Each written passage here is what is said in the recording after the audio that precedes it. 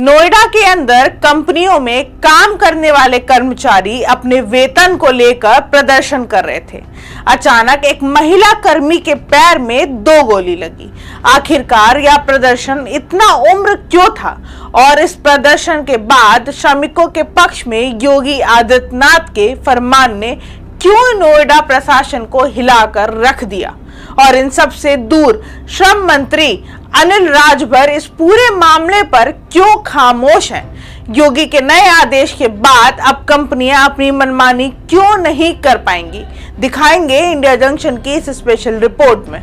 Bharatiya Janata party महिला आरक्षण bill को लेकर लगातार सक्रिय नजर आ रही है। महिलाओं के बीच में जा जाकर इस बिल की खूबियों की चर्चा हो रही है। लेकिन इसी बीच नोएडा में एक महिला कर्मी पुलिस की गोली से क्यों घायल हो गई? आखिरकार नोएडा की सड़कों पर श्रमिक क्यों अचानक उग्र प्रदर्शन पर उतारू हुए?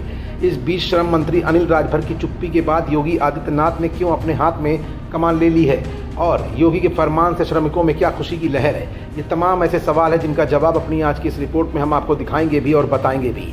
दरअसल कंपनियों में कर्मचारियों को न्यूनतम मजदूरी भी नहीं मिलने की बात सामने आई है।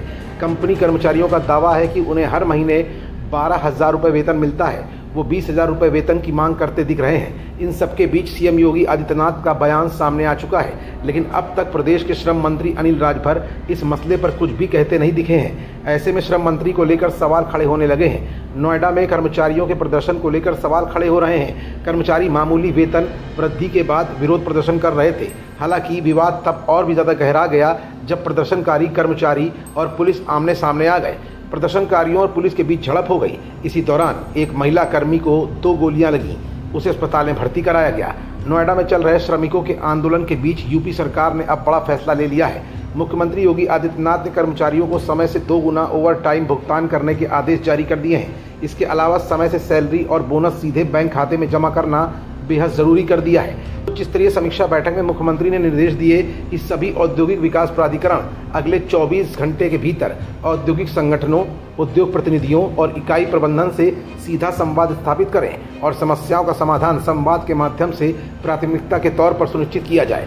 एक आधिकारिक बयान में कहा गया है कि मुख्यमंत्री योगी आदित्यनाथ के निर्देशों के तहत गौतम बुद्ध नगर प्रशासन ने औद्योगिक इकाइयों के लिए कड़े नियम लागू किए हैं, जिससे ये जिला राज्य में श्रम सुधारों का एक मॉडल बन रहा है। डीएम मेघारूपम ने औद्योगिक इकाइयों के प्रतिनिधियों के साथ बैठकें की और श्रमिकों के अधिकारों की सुरक्षा के लिए महत्वपूर्ण निर्देश जारी किए हैं। योगी के इस फरमान के बाद सभी औद्योगिक प्रतिष्ठानों को श्रमिकों के लिए साप्ताहिक अवकाश सुनिश्चित करना होगा।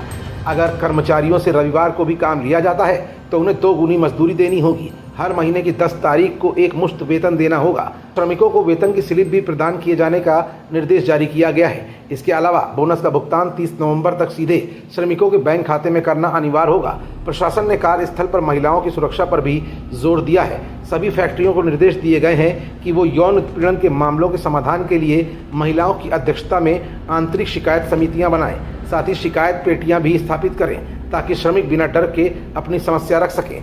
दरअसल मामला सामने आया तो सीएम योगी आदित्यनाथ ने प्रदेश में किसी भी तरह के कर्मचारियों के हकों के साथ खिलवाड़ न होने देने की बात कही है। हालांकि अब इस पूरे विवाद में श्रम मंत्री अनिल राजभर का चुप होना गंभीर सवाल खड़े कर रहा है। जंक्शन, खबरों का जंक्शन।